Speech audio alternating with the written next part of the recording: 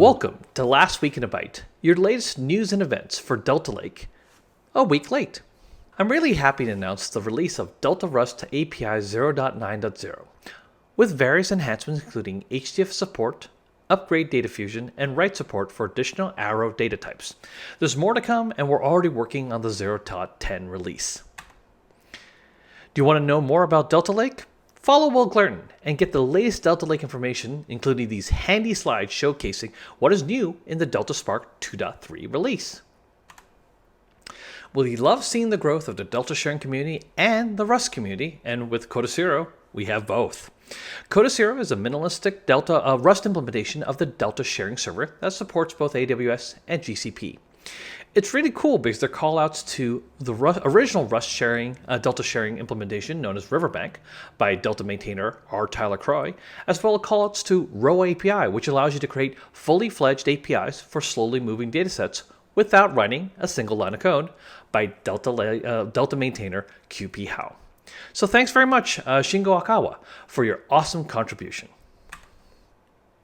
We're also happy to announce another Apache Beam-based project called Beam Data Lake, which has an I/O connector called Data Lake I/O, which connects Beam and data lakes such as Apache Hudi, Iceberg, and of course, Delta Lake.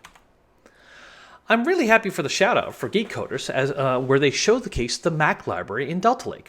The Mac library is spearheaded by Matthew Powers and provides a variety of helper methods that make it easy for you to perform common operations for Delta Lake.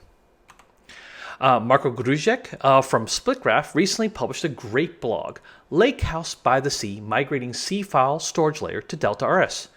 What's really cool is his positive callouts for the Delta RS project, including its maturity and how open and welcome and active the community of maintainers are. So thanks, Marco, and welcome to the Delta RS community.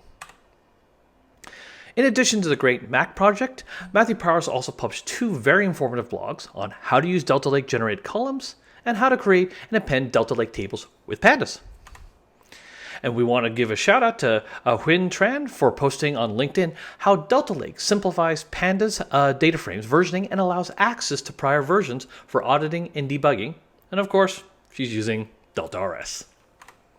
And last, but certainly not least, longtime Apache Spark contributor and Databricks beacon Bartosz Koniecznik recently published Table File Formats, Z-Order Compaction, Delta Lake. So that's it for this week. So go follow us at go.delta.io/lastweek for the latest newsletters. And don't forget to ping us on GitHub, Slack, or LinkedIn. See you next week.